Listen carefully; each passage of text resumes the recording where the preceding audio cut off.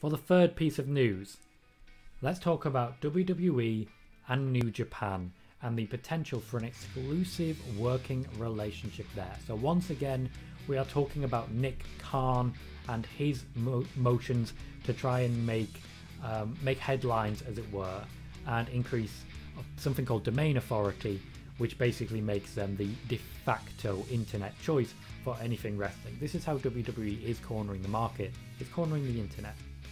Nick Khan is leading talks between WWE and New Japan representatives with the intention of swapping developing talent. Now, I did just say developing talent. That is on the table at the moment more than top level talent. Even though WWE is interested in getting top level talent, they are not interested in giving top level talent. The talks are supposedly in early stages. There are limitations to the possible discussions because of they can't exactly fly out to Japan right now. They are early stages at current, but right now they are apparently not proving the most productive.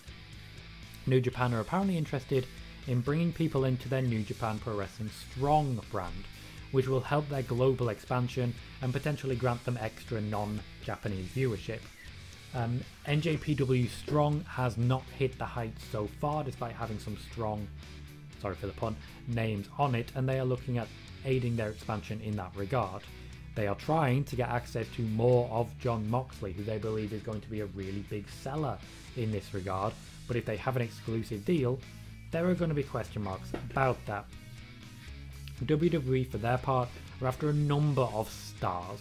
Vince, as I've reported multiple times, including about 18 months ago on Sportskeeda, and has been reported multiple times elsewhere, wants Jay White. If this is how they make that happen, Vince is willing to pay that price. There are a number of other reasons this conversation is ongoing though. This will also assist the company in offering a positive deal to Daniel Bryan. Even though they've already offered him a deal and they are in pole position to sign him, they want to sweeten the pot. The conversation apparently started before Daniel Bryan's contract expired, but as I say, motion has been slow going. This is when we talk about AEW, New Japan, and in fact Impact's working relationship, the quote-unquote forbidden door, which is a marketing ploy, the phrasing of forbidden door, so that eventually you buy t-shirts for it. It's very clever. The forbidden door between AEW, New Japan, and in fact Impact is not a working arrangement. When it comes to AEW and New Japan, it is a singular deal between two wrestling companies based around the use of a singular talent. Just the one. The deal with Impact is very different.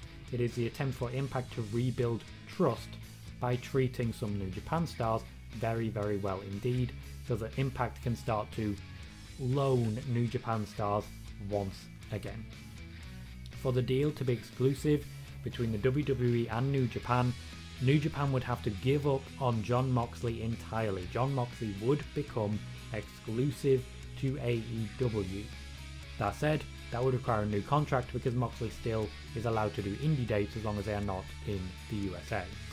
Watch out for Jon Moxley losing the New Japan the IWGP United States Championship. That will be a sign that things may indeed be changing. As an aside, the opinions coming out of New Japan and of Impact is that AEW are not said to have provided much benefit overall for either of those companies yet.